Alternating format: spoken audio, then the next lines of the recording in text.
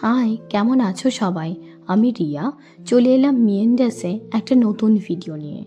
আমরা গিয়েছিলাম ঘুরতে, আর ঘুরতে যাওয়ার প্রথম দিন আমাদের ছিল তারাপীঠ দর্শন। বাসে করে ট্রাভেল করি। প্রথমে আমরা সকলেই একটু ভয় পাচ্ছিলাম যে বাসে করে কেমন হবে এত দূর লং জার্নি, কারণ আমরা শুধু তারাপীঠ নয়, পরবর্তী ভিডিওতে দেখবে তোমরা আমরা পুরীতেও গিয়েছিলাম। তো এই যে এখন যে ক্লিপটা দেখছো সেটা হচ্ছে ফারাক্কা ব্রিজ। মানে ছোটোর থেকে যতবার এই রাস্তা দিয়ে যায় একই রকম যেন ইমোশন কাজ করে, এত ভালো লাগে এই ফারাক্কা ব্রিজটা দেখতে। মানে এই যে দৃশ্য, মানে কি যে অপূর্ব, কি বলবো তোমাদের।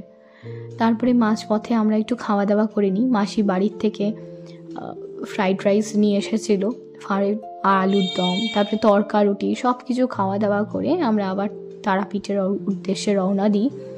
সকলে মিলে তারাপীঠে গেলাম। এটা আমার জন্য প্রথমবার তারাপীঠ দর্শন। এত ফটো ভিডিও এত কিছু দেখেছি, কিন্তু কোনোবার যাওয়ার সুযোগ হয়নি। কিন্তু দুঃখের বিষয় যে আমি পুজো দিতে পারিনি। নিয়ার ফিউচারে হয়তো আশা করি যেতে পারবো, পুজো দেব, দর্শন করব, সবই হয়তো হবে আশা করি, মায়ের কৃপা থাকলে।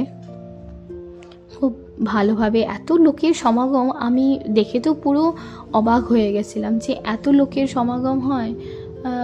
এটা তো কোনো স্পেশাল দিন না, স্পেশাল বলতে অমাবস্যা তিথি না, বা কোনো নর্মাল দিনেই মানুষজন এত আসে, অনেক ভক্তবিন্দু।